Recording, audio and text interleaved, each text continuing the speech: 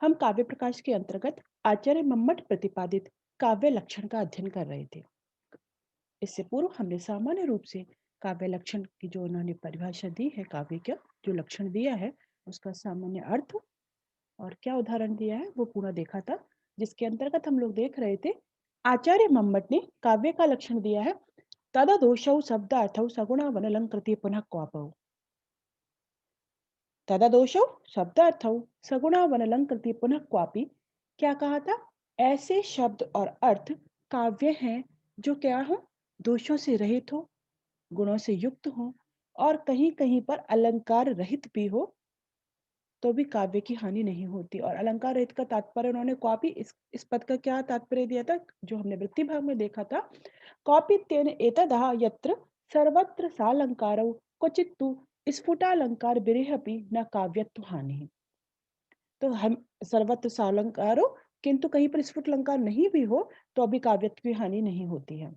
तो अब हम एक एक पद को देखेंगे कि क्या कहना चाह रहे हैं। हमने सामान्य रूप से देखा था, उन्होंने एक उदाहरण भी दिया है जो स्फुट अलंकार जिसमें नहीं है लेकिन रस है। यह कौमार हरा सा एवि वरस्ताइव चैत्रस छपाते चोन्मीलित मालती सुरभया प्रौढ़ा कदम्बा नीला सा चैवास्मि तथापि तत् स्वरत व्यापार लीला विधौ रेवा रोधसि बेतसि तरुतले चेता समुत्कंठते। यहाँ पर आचार्य मम्मट का कहना है कि कोई स्फुट अलंकार नहीं है, फिर भी यह काव्य है, क्योंकि यहाँ पे प्रलम संगार है और यहाँ पे क्योंकि रस की प्राधान्यता है इसलिए रसवत अलंकार भी नहीं है। तो अब एक एक पद को हम देखते हैं कि किस प्रकार से आचार्य मम्मट यहाँ पे जो काव्य का लक्षण दे रहे हैं उनका क्या वैशिष्ट्य है, किस प्रकार से उनका खंडन किया जाता है।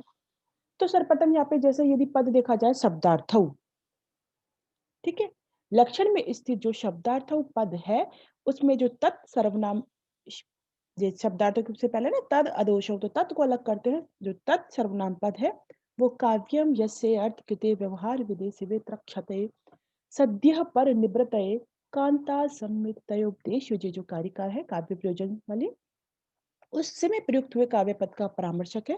तो ऐसा नहीं लगे कि इन्होंने तो काव्य लक्षण में काव्य शब्द ही नहीं कहा। जैसे कि हमारा आता है चाहे हम किसी का भी देखते हैं, रम्यात प्रतिपादकः शब्दम काव्यम, और आचार्य का जैसे देखेंगे तो काव्यम शब्द आता है, लेकिन काव्यम तत्पद उस काव्य का पद का परामर्शक है, तो तत्पद से काव्य पद द्योतित है। शब्दार्थों में शब्दार्थों, यहाँ पे जो शब्दार्थों पद है उसमें द्विवचन है, किंतु तत् में जो एक वचन है उसका जो प्रयोग किया है आचार्य मम्मट ने, उसका भी विशिष्ट अभिप्राय है। क्योंकि आचार्य मम्मट कहना चाहते हैं कि शब्द और अर्थ की समष्टि ही काव्य है, दोनों पृथक पृथक रूप से काव्य नहीं है। ठीक है, दोनों को हम अलग नहीं कर सकते कि दोनों पृथक पृथक रूप से काव्य है, दोनों पृथक पृथक रूप से काव्य नहीं है, दोनों की समष्टि ही काव्य है। यह आचार्य मम्मट का अभिप्राय है। आचार्य मम्मट से पूर्ववर्ती अनेक आचार्य हुए हैं और परवर्ती आचार्य भी हैं। जैसे पूर्ववर्ती आचार्य भामह, वामन, रुद्र, हेमचंद्र, भागवत आदि जो आचार्य है उन्होंने सबने शब्दार्थ युगल को ही काव्य माना है, और जो शब्द और अर्थ की समष्टि ही काव्य है। तो इन्होंने, हम लोगों ने देखते हैं अभी और आगे देखेंगे, जैसे काव्य प्रकाश पढ़ते जाओगे तब वो कहते हैं कि हमेशा ऐसा होता है जब वो व्यंजनों को बताएंगे कि शब्द यदि व्यंजक बनता है तो अर्थ उसका सहकारी होता है, अर्थ व्यंजक बनता है तो शब्द उसका सहकारी होता है, लेकिन बोले शब्द और अर्थ दोनों साथ रहते हैं। एक तो शब्द और अर्थ दोनों की समष्टि ही काव्य है, ऐसा हम लोगों ने देखा। आचार्य मम्मट यही प्रतिपादित करना चाहते हैं। लेकिन यह जो शब्दार्थ पद है इसके संदर्भ में एक हमें वो खंडन भी प्राप्त होता है, कुछ लोग इसमें वो शंका करते हैं। वह देखते हैं, देखिए तो शब्दार्थ पद को लिखेंगे उसको स्पष्ट करेंगे। तो शब्द और अर्थ दोनों मिलकर काव्य है। इस कथन में शब्द और अर्थ के विशिष्ट साहित्य शब्दार्थों सहित काव्यम की ओर संकेत है। इनके द्वारा सामान्य वांग में इतिहास आदि से साहित्य काव्य को पृथक किया जा रहा है। प्राचीन विवेचकों की मान्यता रही है कि शब्द और अर्थ काव्य का शरीर है, काव्य से शब्दार्थ शरीर, और यहाँ विशिष्ट प्रकार के शब्दार्थ युगल को काव्य कहा गया।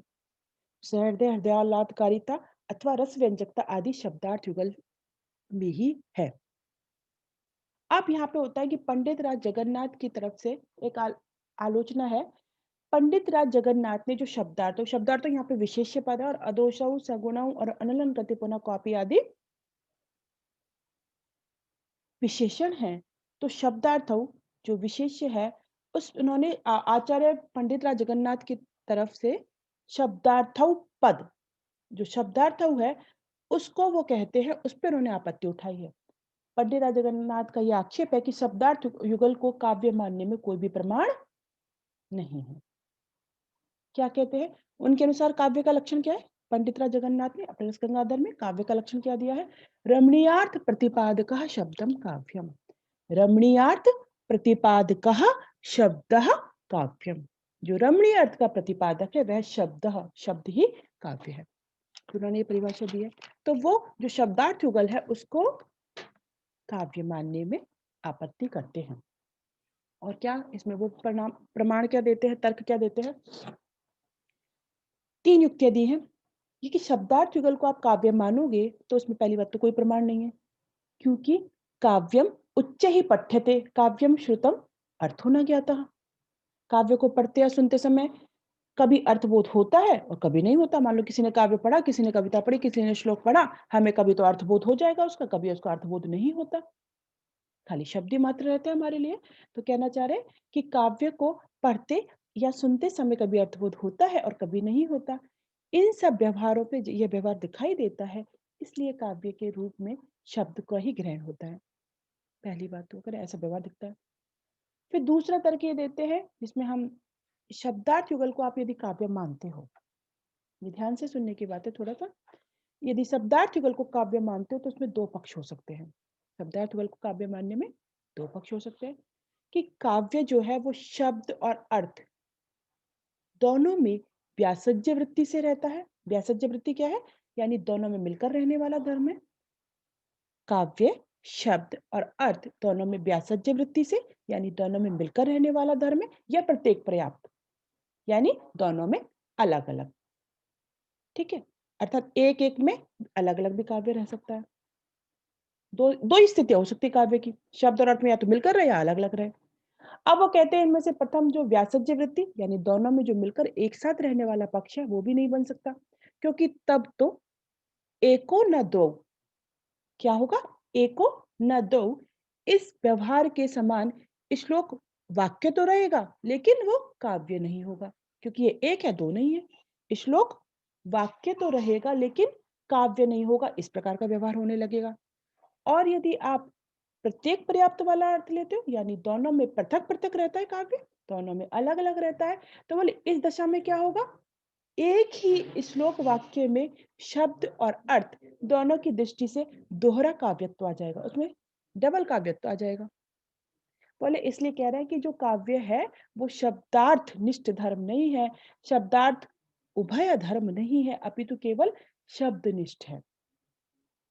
आचार्य जो जगन्नाथ है उनका जो लक्षण है रमणीयार्थ प्रतिपादक शब्द काव्यम, तो इसलिए वो कहते हैं कि शब्द और अर्थनिष्ठ न होकर के केवल शब्दनिष्ठ धर्म है। यह आचार्य जगन्नाथ की तरफ से आक्षेप उठाया गया है। किंतु जो नागेश भट्ट हैं, वो रसगंगाधर के टीकाकार, पंडित राज जगन्नाथ जो उन्होंने रसगंगाधर लिखा है उसके टीकाकार नागेश भट्ट ने उनके मत का खंडन किया है। अब देखिए, ये यानी हम आचार्य मम्मट की समर्थन की दृष्टि से कि उन्होंने अदोष शब्दार्थों पद प्रयुक्त किया है, उसके संदर्भ में क्या वो सही है? तो नागेश भट्ट आचार्य जगन्नाथ हैं, उनका खंडन करते हैं कि बोले आपने ये जो कहा है ना, वो सही नहीं है। नागेश भट्ट क्या कहते हैं? वो कहते हैं कि काव्य का प्रयोजन क्या है? रस के आस्वाद की अभिव्यंजना करना, रस की प्रतीति कराना, जो शब्द और अर्थ दोनों में समान रूप से रहता है। काव्य का प्रयोजन है रसास्वाद, जो हमने देखा था सकल प्रयोजन मौलिभूतम समनंतरम में रसास्वाद समुद्भूतम। तो रस का आस्वाद कराना ही काव्य का मुख्य प्रयोजन है, जो शब्द और अर्थ में समान रूप से रहता है। काव्य पढ़ा भी जाता है, सुना भी जाता है और समझा भी जाता है, इस प्रकार का व्यवहार भी दिखाई देता है। यानी कि दोनों हमें तो ये भी तो दिखता है कि काव्य पढ़ा, सुना और समझा भी जाता है, इस प्रकार का व्यवहार दिखलाई देता है। इससे शब्द और अर्थ दोनों में ही काव्यता प्रतीत होती है। और फिर दूसरी बात कहते हैं, एक तो पहली बात जो उन्होंने कहा था ना कि काव्यम उच्चैः पठ्यते काव्यम श्रुतम् अर्थो न ज्ञायते, बोले ऐसा भी होता है कि काव्य पढ़ा, सुना और अर्थ भी समझा, ये व्यवहार भी मिलता है। तो काव्य जो है वो शब्द और अर्थ दोनों में मानना चाहिए। और जो उन्होंने दूसरा खंडन उठाया था व्यासज्य वृत्ति और प्रत्येक पर्याप्त वाला, तो इस पे नागेश का कहना है कि काव्य को व्यासज्य वृत्ति धर्म मानने में कोई आपत्ति नहीं है, यानी दोनों में मिलकर रहने वाला धर्म मानने में कोई आपत्ति नहीं है। उन्होंने तो कहा था कि एको ना दो, इस प्रकार से क्या होगा, श्लोक वाक्य जो है वो तो हो जाएगा, श्लोक जो है वाक्य तो है पर काव्य नहीं, इस प्रकार का व्यवहार होगा। लेकिन ये कहते हैं कि व्यासज्य वृत्ति मानने पर काव्य में कोई आपत्ति नहीं है, क्योंकि काव्य को जब व्यासज्य वृत्ति धर्म मानेंगे, तभी तो तदधीते तदवेद, यह जो मिलता है सूत्र, तदधीते तदवेद, यह जो पाणिनि सूत्र है, उसके पाणिनि सूत्र के महाभाष्य में भाष्यकार पतंजलि मुनि ने वेदत्व आदि को, जो वेद है उन्होंने क्या कहा है, वेदत्व आदि को व्यासज्य वृत्ति धर्म माना है, उसकी संगति लग सकती है। या हम काव्य को भी मानेंगे व्यासज्य वृत्ति धर्म, तो तदधीते तदवेद जो पाणिनि का सूत्र है, उस पर जो भाष्य किया है पतंजलि ने, उन्होंने वेदत्व को क्या माना है, व्यासज्य वृत्ति धर्म माना है, उसकी संगति लगती है। इस प्रकार काव्य मुख्य रूप से व्यासज्य वृत्ति धर्म है, काव्य मुख्य रूप से व्यासज्य दोनों में रहने वाला धर्म है, परंतु लक्षणा से, केवल कभी-कभी लक्षणा से शब्द में और केवल अर्थ में भी काव्यत्व माना जा सकता है। इसलिए कभी-कभी लक्षणा से भी शब्द और अर्थ में काव्य माना जा सकता है। इसलिए आपने ये जो कह रहे हो कि शब्दार्थों पद सही नहीं है, शब्द और अर्थ में काव्य नहीं होता, केवल शब्द में होता है, वो सही नहीं है।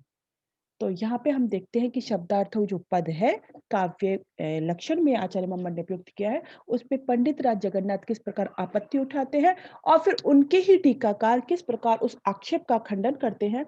तो जो शब्दार्थ पद है, वो पूर्णतः हमें उचित प्रतीत होता है। तो यहाँ पे इस प्रकार से आचार्य मंमट के शब्दार्थों पद पर, काव्य लक्षण के अंतर्गत शब्दार्थों पद पर चिंतन किया गया है।